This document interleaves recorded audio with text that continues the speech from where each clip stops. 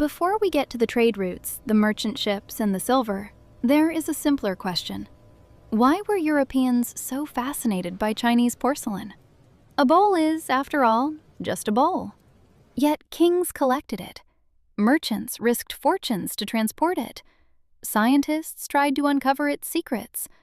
Manufacturers spent generations trying to reproduce it.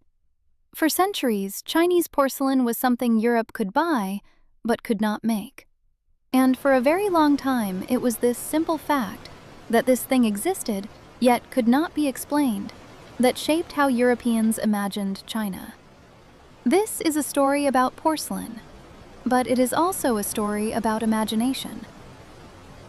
In 1602, the Dutch captured a Portuguese merchant ship returning from Asia. The ship was called the São Tiago. On board was a large cargo of Chinese porcelain.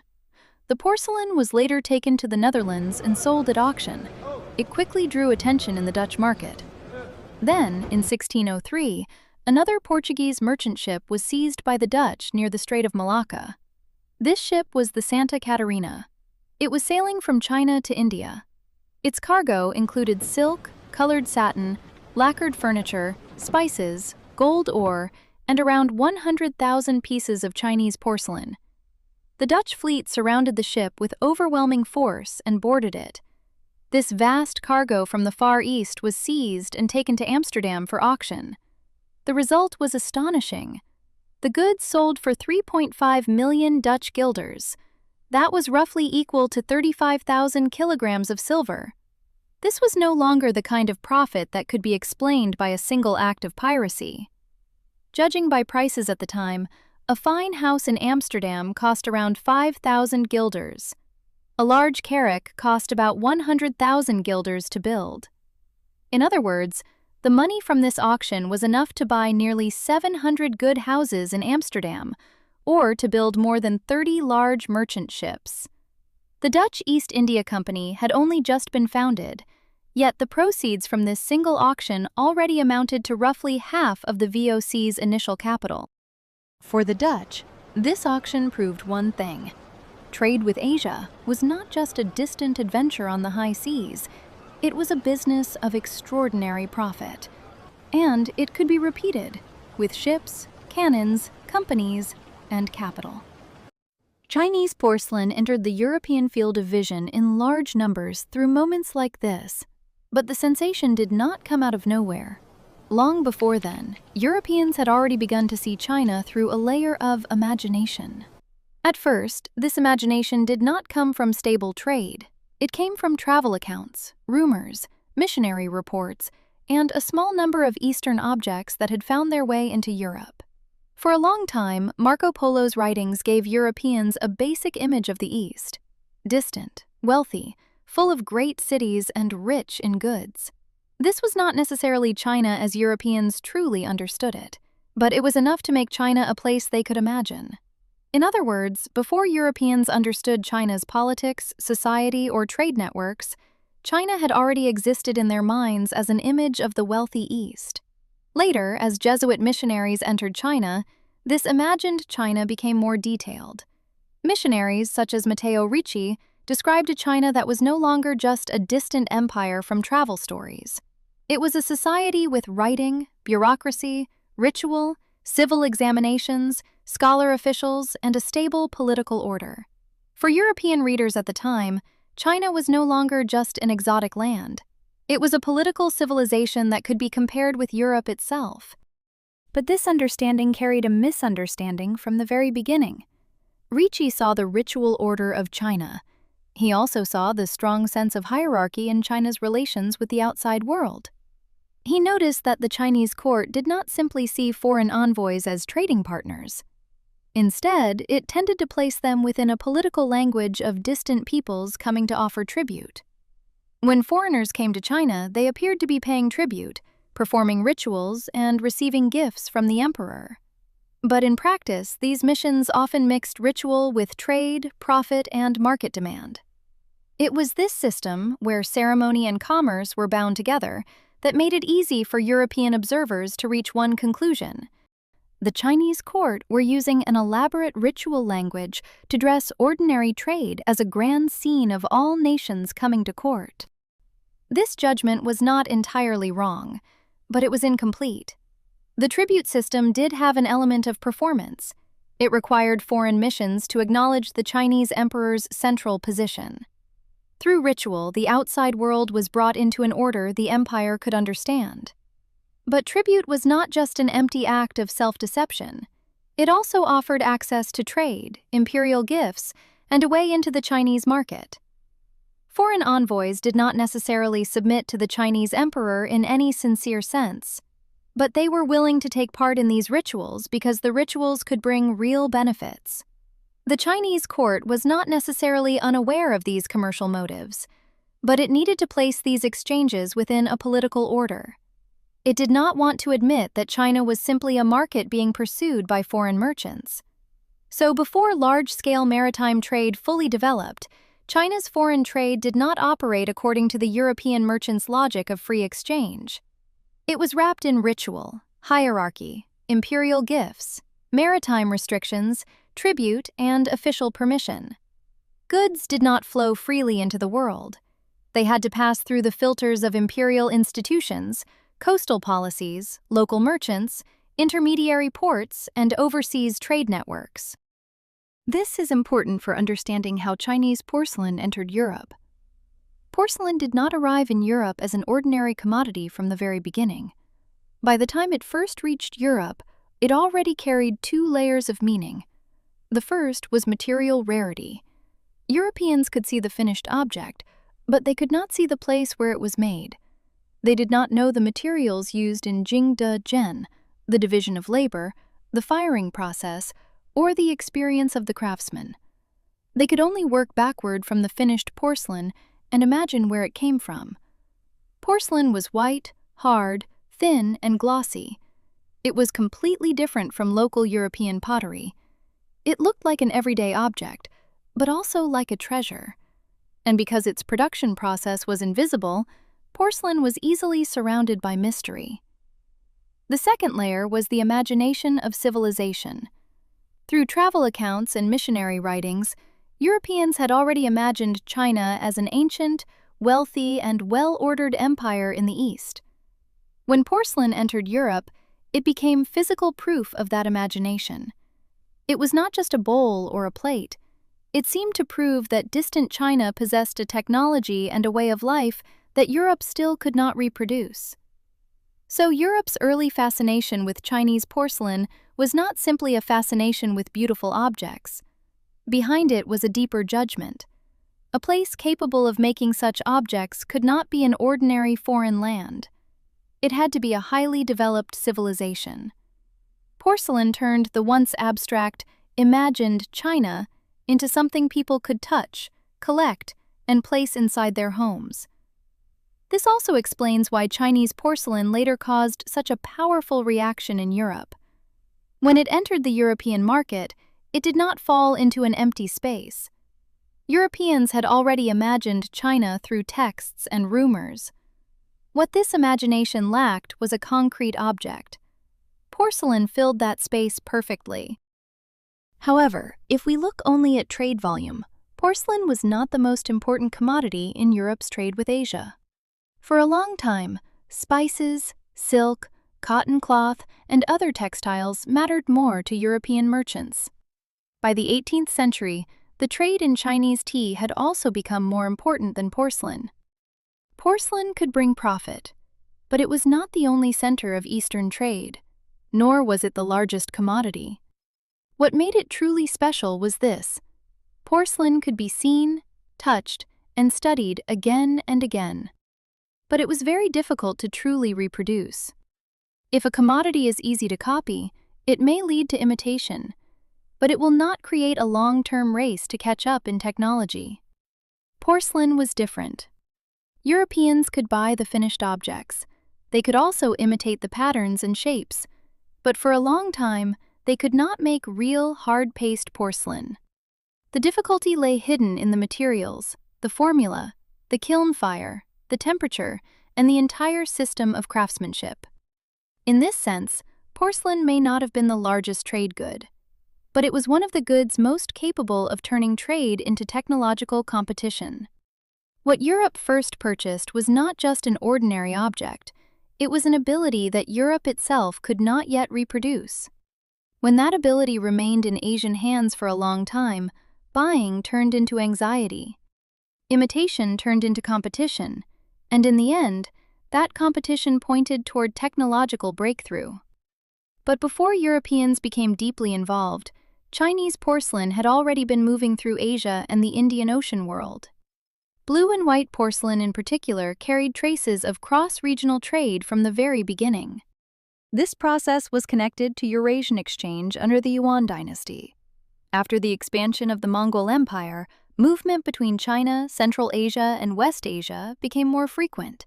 People, goods, and techniques traveled across these routes. Missionaries, merchants, craftsmen, and envoys moved through this world. Materials and tastes from distant regions also entered China. The most important foreign element in blue and white porcelain was cobalt. The cobalt used for blue decoration came from Persia and the trade networks of West Asia. In the late Yuan period, Muslim merchants in Quanzhou worked with kiln owners in Jingdujun. Together, they brought this expensive cobalt into China and produced large quantities of porcelain for the Islamic market. Chinese potters already had mature white porcelain and high-temperature firing techniques.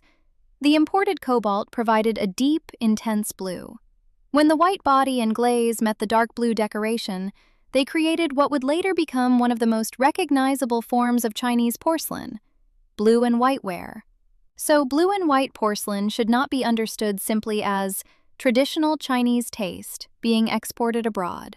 From the beginning, it was a product shaped by trade. Its material came from West Asia.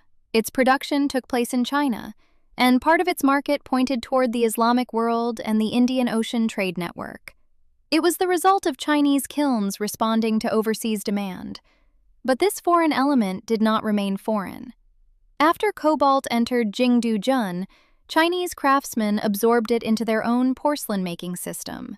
Blue and white porcelain gradually matured. In turn, it reshaped how Chinese people understood the beauty of porcelain. Later generations came to see blue and whiteware as one of the most typical forms of Chinese porcelain. This shows that cross-regional exchange had been fully absorbed by Chinese craftsmanship. In the end, it became part of what people would call Chinese style. This also explains a point that is often overlooked: the Oriental Chinese style that Europeans later became fascinated with was never a closed and unchanged Chinese tradition.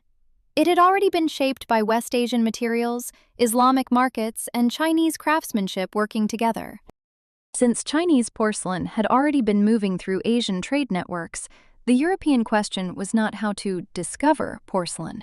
It was how to enter a network that already existed. The first Europeans to try were the Portuguese. In 1517, a Portuguese fleet arrived in Guangzhou. On board was Tomé Pires. He carried a very typical double mission. On the surface, he was an envoy sent by Portugal to China. In practice, his purpose was to open a direct trade route between Portugal and China. But the Portuguese soon discovered that the Chinese coast was not the kind of trading environment they had become familiar with in the Indian Ocean. Along the shores of the Indian Ocean, the Portuguese had already developed a way of entering trade. They relied on ships and cannons. But they also relied on bases, treaties, local allies, and negotiation. Around key ports such as Goa, Malacca, and Hormuz, they built their own trading network. But these bases were not simply established wherever they wished. Some were taken by force. Others came from arrangements with local rulers. This experience was difficult to repeat on the Chinese coast. The Ming authorities were not willing to let foreigners stay freely along the coast, nor were they willing to recognize their right to build bases, store goods, fortify positions, and operate for the long term as armed merchants, as they had done in Indian Ocean ports. The Portuguese who came from afar first had to be placed within the Ming order of tribute, envoys, and coastal defense. Foreigners could come, but only under a status permitted by the state. Trade could take place, but it could not escape the range that imperial officials were able to control. So the resistance the Portuguese met in China was not only a trade barrier, it was also an institutional barrier. Their ships, cannons, diplomatic experience, and knowledge of building bases did not immediately open Guangzhou. On the contrary, it was precisely because they tried to bring the armed trading methods of the Indian Ocean to the Chinese coast that they soon came into conflict with the Ming system of coastal defense. At first, the Portuguese were not completely without opportunity. Local officials did not always reject trade. If the price was right, business could still happen. Private Chinese merchants were also eager to trade with any foreigner willing to pay. The problem was that the Portuguese wanted something more stable, more direct, and less restricted. And this was exactly what the imperial authorities were unwilling to grant easily. Later, when Simão de Andrade arrived on the Chinese coast, Portuguese behavior became more aggressive. They broke regulations, acted on their own, and became involved in violence and plunder. In the end, Chinese forces struck back, and the Portuguese fled Guangzhou. After this, they left behind a terrible reputation along the Chinese coast, associated with kidnapping, slave trading, and even cannibalism. This failure tells us a great deal about the real situation Europeans faced when they first tried to enter China's trade. The Portuguese did not arrive in China and smoothly open the markets for porcelain and silk. They were facing an empire with its own logic of frontier defense, ritual order, and trade restrictions. The imperial authorities did not oppose all trade, but they opposed the uncontrolled entry of armed foreign merchants into the coast. The Portuguese would have to wait until 1557 before they gained a stable foothold. That year, they finally received permission to stay long-term on a narrow peninsula near Guangzhou. This place would later be known as Macau. The meaning of Macau was not that China had fully opened its market to European merchants. It was more like a buffer zone placed at the edge of the empire. The Portuguese could stay there, transfer goods, and conduct business. But this did not mean they could freely enter China's interior or cross the boundaries set by Chinese officials. It was within this restricted space that Chinese porcelain began to enter European trade routes in a more stable way. But Macau only solved the problem of access. Chinese porcelain and silk could be shipped out through Macau, Guangzhou, and the ports of Southeast Asia. But for trade to truly expand, another problem had to be solved: payment. Europeans wanted to buy Chinese goods, but China had limited interest in European goods. Woolen cloth, glassware, and metal objects could enter Asian markets, but they rarely had the same appeal in China. What the Chinese market could absorb in large quantities was silver. This shaped the way the Portuguese traded. Portugal did not directly control the silver mines of the Americas in the way Spain did. Its advantage did not lie in silver mines. It lay in routes, bases, and the ability to connect different markets. What the Portuguese had to do was not simply exchange European goods for Chinese goods. Instead, they carried commodities from one market to another. They brought goods to places where those goods could be sold, and then brought the profits, or silver, back into trade with China. In this system, silver became increasingly important. One important source was Japan. Portuguese ships could carry Japanese silver into Chinese trade, helping them continue to obtain Chinese goods through Asian carrying trade. Spanish-American silver, meanwhile, worked on an even larger scale. It connected American mines, Asian ports, Chinese goods, and European markets more tightly than ever before. This is why Philip II enters the story. In 1580, Philip II of Spain inherited the Portuguese throne and became King of Portugal as well. Spain and Portugal then entered a period known as the Iberian Union. Spain controlled American silver. Portugal had the sea routes to Asia. Two different global networks, originally separate from each other, overlapped for several decades under the same crown. Chinese porcelain, Portuguese fleets, Spanish silver, Manila, and the European market were now tied more closely together. But the Iberian Union did not make Portugal safer. Instead, it pulled Portugal into Spain's war with the Dutch. In the late 16th century, Dutch merchants could still obtain spices, silk, porcelain, and other Eastern goods through European entrepôts such as Lisbon and Antwerp. But as the Dutch rebelled against Spanish rule, the Spanish Habsburg monarchy began to turn trade into a weapon of war. The old channels that had connected Dutch merchants with Asian goods were gradually cut off by war, embargoes, and blockades. In 1598, Spain went further and tightened the embargo on trade between the Dutch and the Iberian world. The Dutch could no longer rely on the old routes controlled by Portugal and Spain to obtain Asian goods. They had to organize long-distance ocean trade themselves. The Dutch East India Company rose in exactly this context. It was not an ordinary fleet of merchants. It was a corporate machine built on share capital, state authorization, armed ships, and overseas bases. It could invest, it could fight, it could seize ports, build warehouses, and bring Asian goods back to Europe for auction. Here, commerce, war, and capital were bound together. The capture of the São Tiago and the Santa Catarina marked the Dutch challenge to Portuguese trade in Asia. What the Dutch seized was not a handful of rare curiosities. It was proof of the profits hidden inside the entire world of Asian goods. Chinese porcelain, silk, spices, and lacquered furniture turned into enormous revenue in European auction rooms. And this made the Dutch East India Company realize something important. Asian trade was not a one-time adventure. It was a business that could be organized again and again through companies, fleets, and capital. From this point on, the Dutch gradually replaced the Portuguese as the leading Western power in Asian trade.